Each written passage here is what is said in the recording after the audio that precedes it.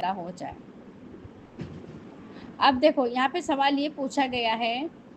کہ روزے کی حالت میں ناک میں اور ناف میں تیل لگانا کیا درست ہے؟ تو اس کا جواب یہ ہے کہ ناک میں نتنوں تک تیل یا دوائی ڈالنے سے روزہ فاسد ہو جاتا ہے، اور اگر زخم پیٹ میں ہو یا سر پر ہو، اس پر تیل یا دوائی لگانے سے دماغ یا پیٹ کے اندر دوائی سرایت کر جائے تو روزہ ٹوٹ جائے گا۔ تو ناک میں دوائی نہیں ڈال سکتے، کیونکہ ناک میں دوائی ڈالیں گے تو حلق کے ذریعے حلق سے نیچے اترتی ہے دوائی، تو ناک میں دوائی نہیں ڈال سکتے۔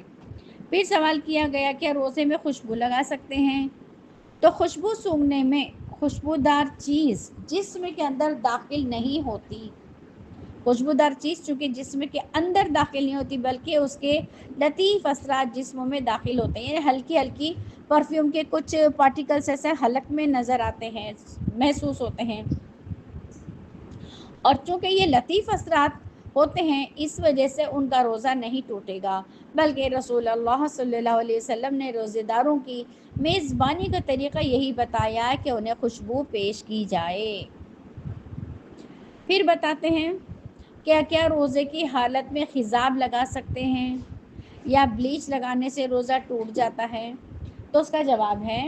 کہ روزے کی حالت میں خضاب لگا سکتے ہیں، کیونکہ یہ بالوں میں لگانا ہے،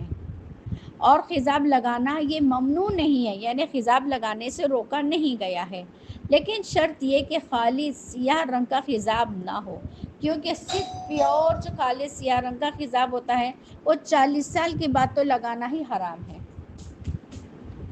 لیکن 40 سال کے اندر ہے، رشتہ نہیں ہوا ہے، تو زیب و زینت اختیار کرنے کے لیے وہ لوگ کر سکتے ہیں، وہ خضاب